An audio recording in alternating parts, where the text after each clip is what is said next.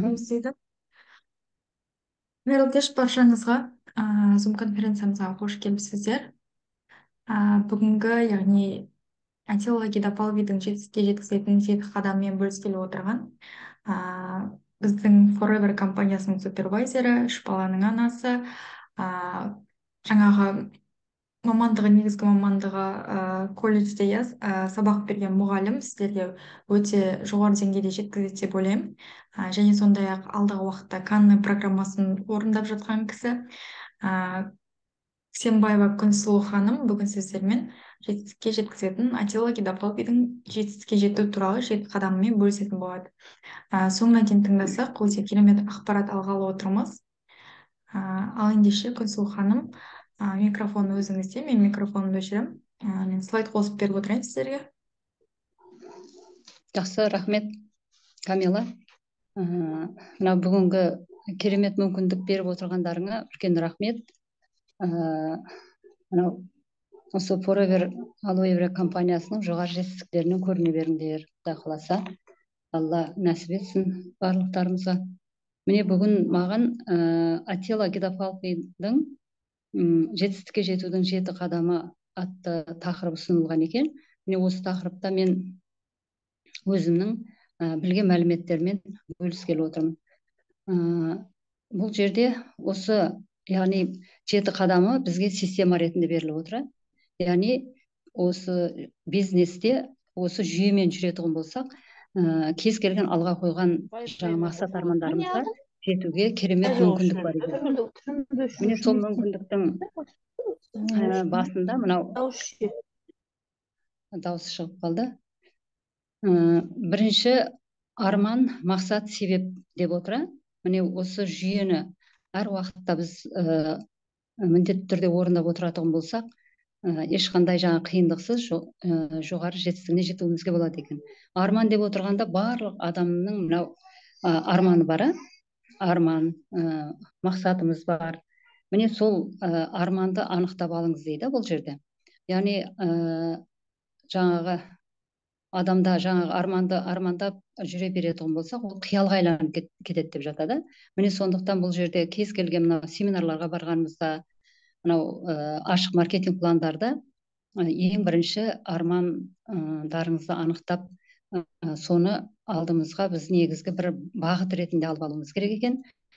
Одан кейін жаңағы арман альбомын жасап қойыңыздар деп жатады. Ол міндетті не үшін? Өйткені біз жаңағы армандаған алға қойған арманымызды сол қағазға түсірсек қана орындалу процесі тездей бастайды дегені. Міне соны армандар альбомын жасаңыздар дейді. Ол кім қалай армандайды? Сол жерде мысалы үшін суретін ба, я болмаса жаңағыдай өзі сол жерге барып түскен суретін ба, кез келген жағдайда өзіне керекті мәліметтерді жасап қою ол өте қажет дегені. Оны кей кезде білмеген жағдайда сол орындалып жатады деген. Сонымен бірге одан кейін арман деген уақытта кітаптардан оқысақ, мына семинарларда естіген жағдайда шағын кішкене армандарды қойыңыздар дейді. Бірақ ол да жазылу керек дейді. Бірақ Алла үлкен армандарыңызды үлкен етіп қойыңыздар дейді. Яғни сол қойған арманымызға жеткен уақытта мынау армандап жүрген кішкене шағын армандарымыз өзінен өзі жанында орындалып жатады екен. Міне енді мен мына жерде мынадай деп айтайын десем, әркімнің арманы әртүрлі болып келеді. Соның үшін бұл жерде әркім өзіне арманын бағыт етіп алып отырса өте жақсы болар еді қазір. Осы енді арманымызға жетуде мақсат қоя білуіміз керек екен. Енді осы жерде мысал келтіруімізге болады. Біздің мына Forever Aloe Vera компаниясында біздің мақсатымызға, мысалы менің мақсатым менеджер деп бір числоны жазып, жылымен жазып қойып мақсат ретінде. Енді бір ғана мақсат емес, бұл жерде қазір айтамыз, біреуін мысалы келтіріп жатырмын да. Мысалы соны мақсат етіп қоятын болсақ, демек арманыңыз анық, мақсат анық. Енді соған жету үшін іс-әрекет бастауымыз керек екен.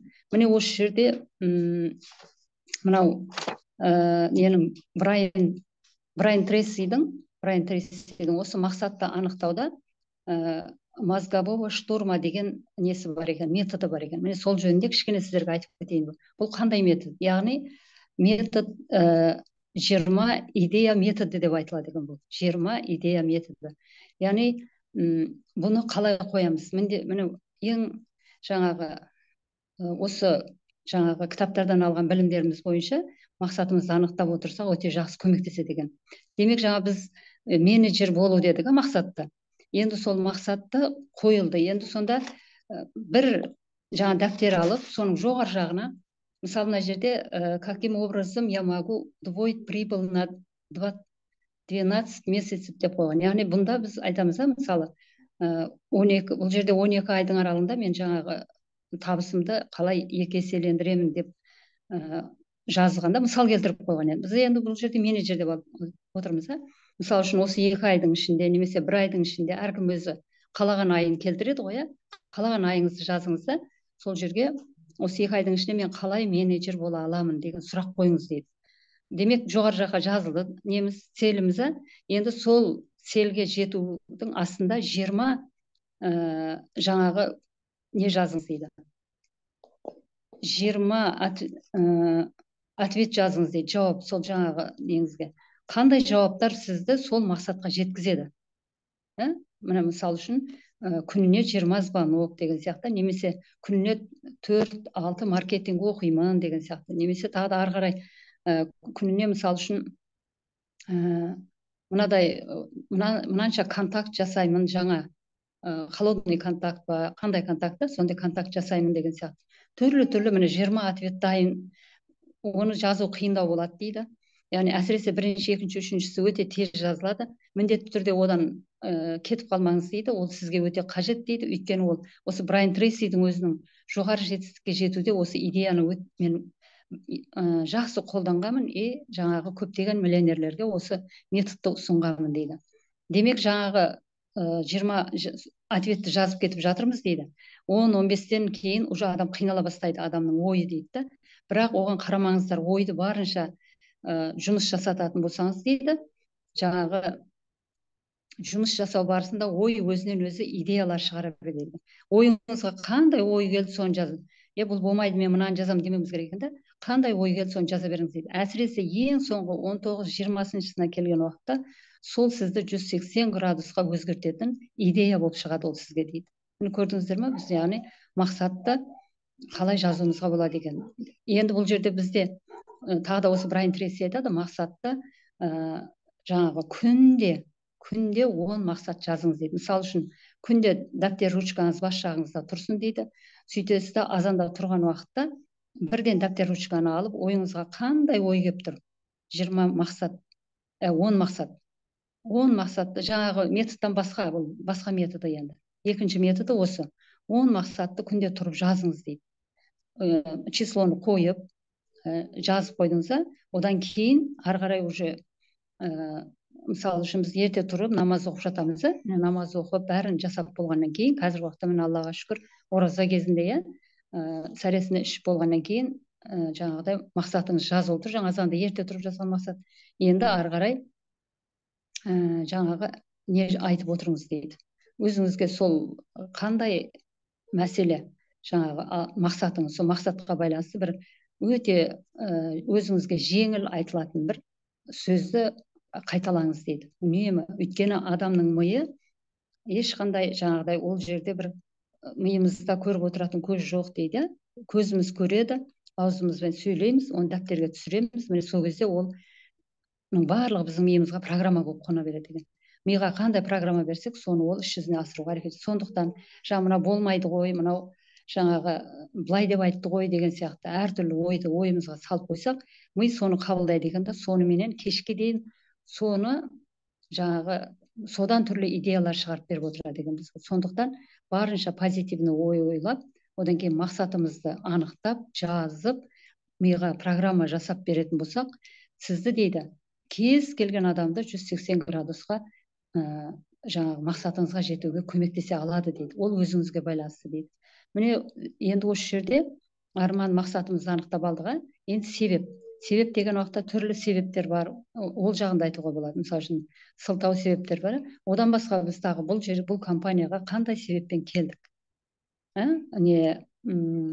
Денсаулыққа байланысты келіп жатамыз. демалу путешествие деп жатамыз да, түрлі себептерді анықтап, ол жерде де 10 себебіңіз жазасыз ба, 20 себеп жазасыз ба, жазып қойсаңыз одан да керемет болады деп отыр. Міне енді осы арман, мақсат, себепті анықтап болғаннан кейін, екінші бізге негізгі осы бизнесте капиталымыз тізім болып табылады екен. Сол тізімді жазып отыруымыз керек. Тізімді жазған уақытта спонсорымыз әр уақытта айтады, жаңағы не жасамаңыздар, адамдарды жаңағыдай топ-топқа бөліп, мысалы үшін мынау істей алады, мынау істей алмайды, мынаның ақшасы бар, мынаның ақшасы жоқ деместен, қандай адамды танисыз барлығын тізімге жазыңыз дейді. Не үшін? Өйткені ол тізімге жазылған адам біріншіден сіздің капиталыңыз, ол сіздің туысқаныңыз, таныстарыңыз. Соның барлығын жазып отырсаңыз, ол адам бірде болмаса бірде жаңағы келіп болмаса да бір жерде кездесіп қалсаңыз, мен осыны сұрайын деп жүрген едім сенен деген сияқты. Не үшін? Өйткені жаңа тізімге түскен адам қандай да бір байланыс орнап тұрады екен арада. Сізбенен сол адамның арасында байланыс орнап тұрады екен да. Сондықтан оны бір өзі сәті келген уақытта тізімге түскеннен кейін тағы да біздің анау күнделікті шақыратын тізімдеріміз бар ғой, соған тағы да жазасыз. Міне сол кезде ол адамға жаңағыдай информация кішкене жаңағыдай барып отырады деп айтылады. Мынау неде секрет деген фильмді көрсек, осы тізімге көмектесіп жатады. Одан кейін Джен Кейхоның «Подсознание может все» деген кітабын оқитын болсақ, сол жерлерде осы керемет тізімді не үшін жазуымыз керек екеніне сол жерлерде жауаптар жақсы жазылған. Міндетті түрде тізімді жазып, сол тізіммен жұмыс істесек, жұмыс тез, одан кейін нәтижелі жүріп жатады екен. Одан кейін тізімді не үшін жазамыз? Шақырамыз да. Шақыру адамдарды осы бизнестің қыр-сырын көрсетуге, жаңағыдай қандай бұл жерде денсаулықты жақсарта отырып қосымша табыс табуға мүмкіндік бар екендігін айтып жаңа шақырып жатамыз. Ол шақырғанда да ноль информациямен шақыру, жаңағы қажетіне қарай шақыру деп түрлі болып бөлініп жатады. Өздеріңізге белгілі, мысалы сіздің жаңа танысыңыздың біреу мысалы денсаулығы нашарлау болатын болса, демек денсаулыққа осы жерде керемет мүмкіндік бар екендігін, ал қосымша табыс керек болса, қосымша табысқа керемет мүмкіндік бар екендігін айтып шақырып, ашық айтыңыздар деп спонсорымыз айтып жатыр. Енді ноль информациямен шақыру дегенге көбінше онда өте жақын адамдарды солай шақыруға болады. Өйткені ол адам сізді құрметтейді, таниды. Мен сол кезде мен керемет жаңағы сен жаңағы идеяң да жақсы, көп білімің де жеткілікті, мен сенен өзім бір жұмысты бастап едім, соның бір кішкене жерін түсінбей жатырмын, соны тыңдап маған сол туралы кішкене ақпарат бере аласың ба, соған шақырып отырған едім деген сияқты өзіңіздің танитын жақын адамдарыңызды солай шақыруға да болады деп жатады. Ноль информациямен. Ал анау нені холодный контактты, ол ноль информациямен кішкене шақыру қиындау шығар. Оны енді толық ашық айтып, не үшін шақырып жатқанымызды барлығын айтып отыруымыз керек екен. Ары қарай енді не үшін жаңағы шақырдық, енді шақырғаннан кейін жаңағы бұл жерде 2-3 күн бұрын шақыру деп жатыр. Бұл өте дұрыс айтылған. Мысалы үшін ашық маркетинг планға шақырып жатамыз, немесе офисте кездесуге шақырып жатамыз. Сонда бір күн қалғанда емес, 2-3 күн бұрын айтып қойсақ өте жақсы. Не үшін? Өйткені жаңағы адам жұмыстарын соған қарай жоспарлайды. Жоспарлап сонда міндетті түрде келуге әрекет жасайды екен. Ал бір күн қалғанда шақырсақ, ол кісінің мүмкін басқа жоспарлары бар шығар. Сондықтан барынша спонсорымыз айтады ғой, қолдарыңызда апталық жоспар. Яғни бір аптада сіз кімдерді шақырасыз, барлығы дәптеріңізде жазулы тұру керек. Аптаның басы ма, міне ертең осы аптаның басы ма, содан бір аптаның ішінде қай күні кімдерді қалай шақырамыз, барлығы жазылды. Демек сонда біз звондаған уақытта, бір апталық жоспар жасаған уақытта осылай жаңа 2-3 күн бұрын шақыру дегенді орындаған болып саналады екенбіз. Кейін шақырғаннан кейін не үшін шақырамыз? Яғни маркетинг планды көрсету үшін шақырады екенбіз. Маркетинг план. Яғни ең бірінші өзіміз жаңа маркетинг планды оқып үйреніп алуымыз керек. бұл жерде жаңағыдай жеке адамға маркетинг планы айту, одан кейін отбасылық маркетинг план деп жатамыз, ашық маркетинг план. Бұның барлығын іс жүзіне асырып отыратын болсақ, керемет нәтиже болып табылады екен. Әр уақытта, мысалы үшін офиске барған уақытта маркетинг план айтылып жатыр ма, соны өте мұқият тыңдап отырып, мұқият өзімізге қабылдау отыруымыз керек екен. Өйткені біздің негізгі жұмысымыз осы маркетинг планынан басталады екен.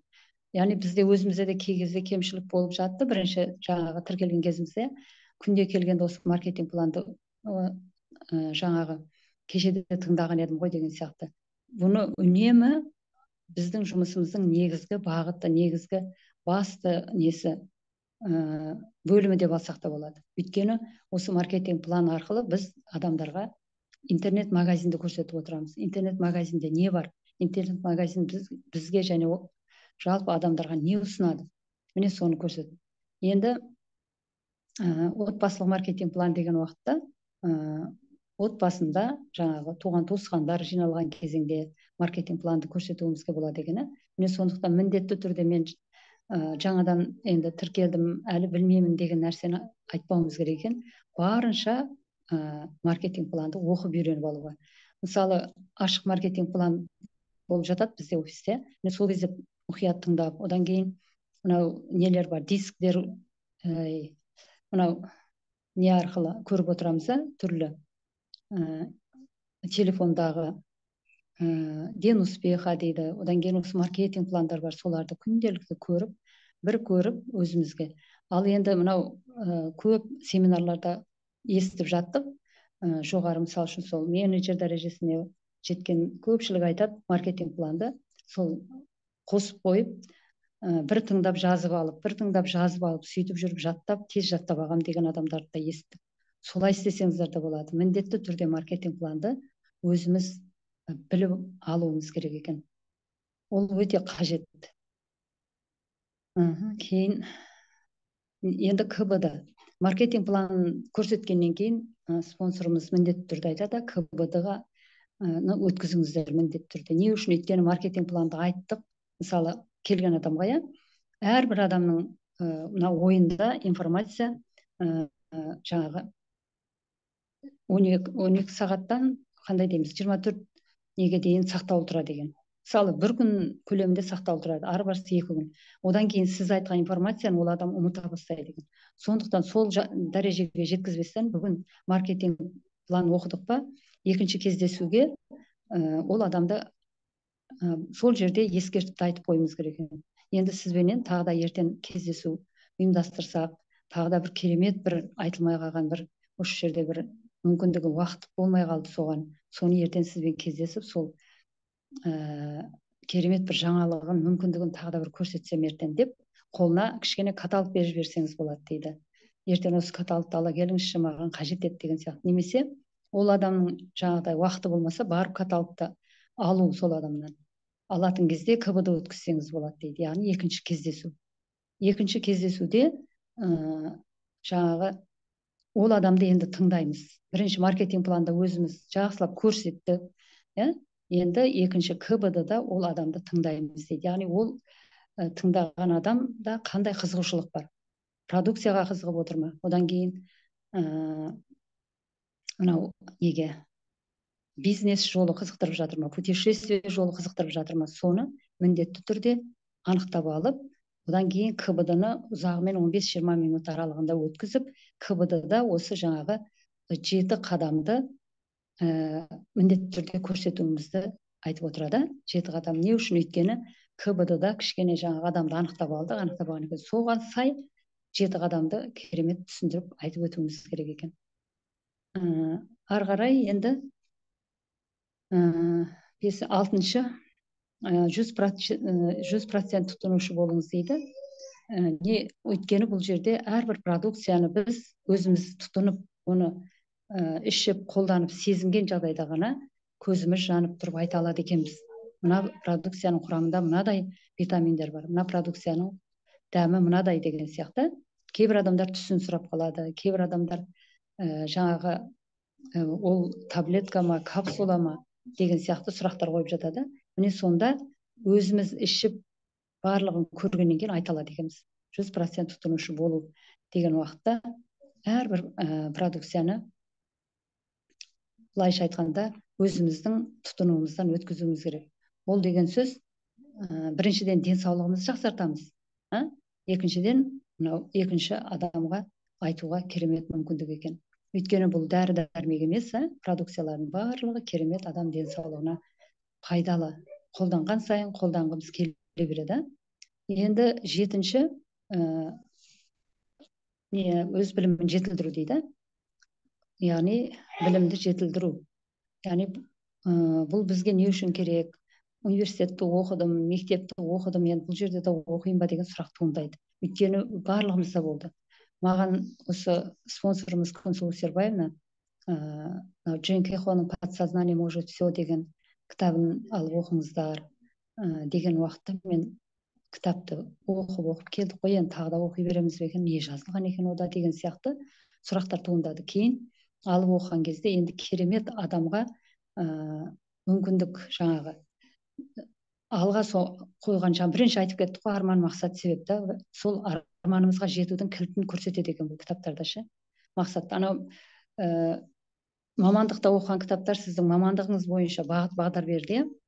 Мектепте енді түрлі сала бойынша берілді. Ал бұл жердегі кітаптарда сол арманыңызға жетудің жолын көрсетеді. Арманға жетудің әдіс тәсілін көрсетіп береді. Міне мысалы жаңа басында мысал келтіріп кеттім, Брайан Трейсидің мозгового штурма деген әдісі.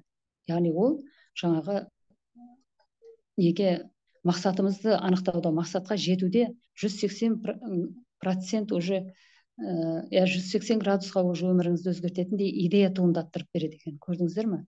Ал біз жаңағы кей кезде өзімізге сұрақ қоямыз ғой, не істесем болады екен енді деп, мысалы менеджер дәрежесіне қалай жетуге болады деген сияқты сұрақтар қойып жатамыз. Міне сонда ешқандай іздеместен осындай кітаптардан кішкене оқып алып, одан кейін спонсордың айтқан осы жетістікке жетудің 7 қадамы системасымен жүретұғын болсақ, міндетті түрде мақсат арманымызға жетеді екенбіз. Міне бұл жерде дискілер тыңдау дейді. ютубта тұра барлығы маркетинг план қазақша, орысшасы, қырғызша, түрлі салада тұр. Қалағаныңызды ашып көріп, тыңдап, күнде азанда, көбінше семинарға барсақ айтады, азанда диск тыңдаңыздар, азанда 3-4 бет кітап оқыңыздар, азанда мақсаттарыңызды жазыңыздар дейді. Бұл өте қажет екен. Міне сондықтан міндетті түрде кішкене осы бизнеске көңіл бөлгеннен кейін, бизнес саласын бастағаннан кейін бұрынғыдан жаңағы спонсорымыз айтады ғой, әдеттеріңізді ауыстырып отырыңыздар деп. Яғни кішкене бұрынғыдан ертерек тұрып, 1 сағат ерте тұрып, міне осы білімді жетілдіруге өте көп көңіл бөлуіміз керек. Секрет фильмін көріңіздер, қайта көріңіздер, бұл өте қажет. Кейін семинарларға қатысуымыз керек. Ол семинар жаңағы қай жерде болады, оның барлығын спонсорымыз айтып отыр, қай кезде болады. Одан кейін өзіміздегі мынау ашық маркетинг пландар болып жатады. Бұлардың барлығына қатысып отыратын болсақ, әр қатысқанда, әр көргенде бір білім алып отырамыз. Ал семинарда сол жаңа бірінші жерде жазылған арман мақсатыңызға жетудің кілтін қолымызға ұстатады екен семинарларда. Яғни ол жерде жаңа семинарда сол арманды қолға ұстатып жіберетін армандар үйі деп айтылады. Міне сондықтан осы семинарға барып, жаңа кітабымызды оқып, кітапты оқыған уақытта алып, бәріне азаннан кешке дейін оқып тастайын деместен, мысалы айтылады, неде суда қайық кетіп бара жатса, оның ескегі болады, екеуі, енді соның бір ескегін былай айландырып кете берсеңіз жүрмейді ғой, қайық бір жерде тұра береді. Ал екі ескегін бірдей айландырсақ, ол қайық алға қарай жүреді. Бұл жерде де сондай, жаңағы арман мақсатқа жетуде сол екі ескекті қолға алуымыз керек. Мысалы үшін мен өзім айтам, бірінші ескегіміз сеніміміз. Біздің осы ең бірінші Аллаға деген сенім, одан кейін міне Forever'дің шыңына жету сенімділігі бойымызда болу керек екен. Екінші, жаңағы осы мынау кітаптарды оқи отырып, секрет фильмін көріңіздер деп жатыр. Жаңа әрекет, действие дейді, әрекет. Сол сіздің сенімділігіңіз бен әрекетіңіз бірдей жүрген жағдайда алға қойған арман мақсатыңызға жетуге үлкен мүмкіндік бар деп отыр. Міне сондықтан міндетті түрде ең бірінші жаңағы кімнің Сайдмурат Давлатовтың «Стратегия мышления бедных и богатых людей» деген кітабын алып оқыңыздар. Жаңа Джен Кехоның «Подсознание может все» өте жеңіл және тез қалай біз арман мақсатымызды анықтауға болады, қалай біз сол жетістікке жетеміз деген сияқты. Өйткені спонсорымыз айтады, ой түзелмей бой түзелмейді. Яғни ойымызды өзгертуге осы жаңағы алған кітаптардан алған біліміміз, одан кейін семинардан алған біліміміз ойымызды өзгертуге үлкен жаңағы жол көрсетеді екен. Ал өзімізге өзіміз әшейін жай сұрақ қойып, жай армандап, жай жүре берсек, онда ол қиял болып, сол қиялмен жаңағыдай арпалысып, ми сол қиялды армандап жүре береді екен да. Соның үшін миға не беруіміз керек екен, пайдалану керек та. Не арамызда жастар отыр, үлкен жастағылар отыр, мен жаспын әлі, ал үлкендегілер мен үлкен жастамын деместен, жаңағыдай жасым келіп қалды ғой деместен, әлі де болса, міне бүгін бастадыңыз ба? Бастағаннан кейін уже осы системамен жүріп, спонсор айтқан көрсеткен системамен жүріп, сол системаның ішіндегі бәрін орындап отырсақ, тез жетеді екенбіз. Міндетті түрде егер алған болсаңыздар, жаңа кітаптарды уже бастаңыздар. Жаңа бастап қойып айтпаппын ғой, басынан аяғына дейін оқып шығу емес, күніге азанда ерте тұрып 3 бет 4 бет оқыңыз дейді. Азанда ерте тұрып 3 бет 4 бет, соның өзі сізге жеткілікті дейді. Ары қарай бір жарты сағат диск көресіз. Одан кейін жаңағы өзіңіздің арман мақсаттан міндетті түрде дәптер арнап жазыңыздар дейді. Одан кейін кітапты оқыған кезде білімді жетілдіруде оны құр оқып кете берсек, ол бәріміздің тәжірибемізден өтті. Есіңнен шығып қала береді екен кейбір жерлері. Ойыңа оқып отырған кезде, идеялар келген кезде, мына кітапта, мына Брайан Трейсидің кітабында нені жазып қойыңыздар дейді. Көрініп тұр ма? Идеялар жазатын дәптеріңіз болу керек дейді. Жаңа идеяларыңыз жазып отырады. Өйткені идея өте адамға тез келіп отырады. Егер де дейді сіз мақсатыңызды анықтап, дәптерге жаңа 10 мақсатыңызды жазып, 20 жаңағы жауаптарыңыз дайын болып, барлығы орындалса дейді, кешке дейін сіз ойыңыздағы өте күшті идеялармен жаңағыдай идеялар сізге сыйлық ретінде келеді дейді. Соны маған мынандай ой келді ғой деп қоя салмастан, жаңағы идеялар жазылған кішкене дәптеріңіз қолыңызда жүрсе, тез соны түсіріп жүріңіз дейді. Міне мысалы үшін сол менеджер дәрежесіне жетуде маған мынандай идея келді, жазыңыз дейді. Одан кейін тағы да альбом мечты деген нәрсені орындаңыздар, арнап қойыңыздар дейді. Міне тек қана сол барлығы бір-бірімен байланысты. Көрдіңіздер ме? Осы 7 қадам да бір-бірімен тікелей байланысты, бірін-бірін толықтырып отыр, бірін-бірі. Сіз болмай деген. Одан кейін осы 7 қадамға міндетті түрде процент қойып шығыңыздар. Мысалы, бірінші арман мақсат себеп толық орындалды ма, альбом мечты жасалды ма, мақсатыңыз толық жазылып жатыр ма? Толық болмаса 100% қойып қойыңыз. Егер толық болмаса 50 қойыңыз. Өзіңіз қалай деп ойлайсыз? Екінші, тізім толық жазылды ма? Жазылса 100%. Үшінші, шақыру қалай болып жатыр? 100-ге жете ма? Жоқ, аз ба? Оның да процентін қойып шығыңыз. Онан кейін маркетинг план оқып жатырсыз ба? Қалай оқып жатырсыз? Оны да процентін көрсетіп қойған. Барлығына қойып шығыңыз дейді. Кітап, білімді жетілдіруде кітап, диск, секрет фильмін көріп, семинарларға барып жатырсыз ба? Соның барлығын процент қойсаңыз, міне сіздің сол системамен істеп жатқан жұмысыңыз көрініп тұрады екен дейді. Өзіңізге кейін есеп бересіз дейді. Демек, менде мынау кішкене мына қадамда мен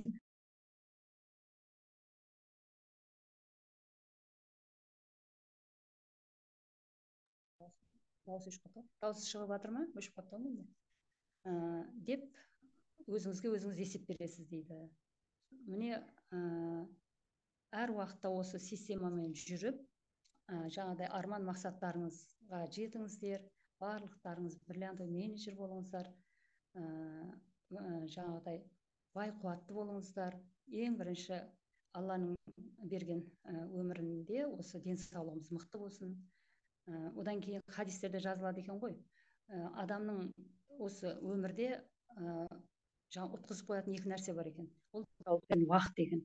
Сондықтан әр уақытта уақыттарыңызды жақсы сақтай отырып, уақыттарыңызды осындай жақсы позитивті ойларға жұмсайтындай іс-әрекеттермен жұмыс істеуді Алла нәсіп етсін. Дендеріңіз сау болсын, жұмыстарыңызға қосымша табыс ретінде қабылдаған жұмыстарыңыз берекелі болсын, дендеріңіз сау болсын. Міне бүгінгі менің кішкене дайындалған нем осы еді. Егер не дейміз ана кішкене кемшіліктер болса кешіріңіздер әрине. Бай қуатты болыңыздар, дендеріңіз сау болсын, мына оразаларыңыз қабыл болсын, барлығымызға алла береке берсін. Берекелі мерекелі болайық. Сұлу ханым, өте керемет, өте көп ақпарат алдық. Жақсы. Өзіңізге де қабыл болсын. Әмин, әмин. Әрдайым сәттілік тілеймін, бизнесте, өмірде де. Жақсы, рахмет, Камила. Жоғары дәрежеден көріне беріңдер. Бриллиантовый менеджер болыңдар, барлықтарың. Құдай қаласа, алла нәсіп етсін. Жақсы. Өшіре берейін, ә?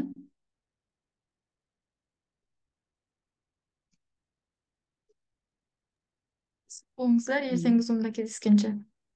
Құдай қаласа.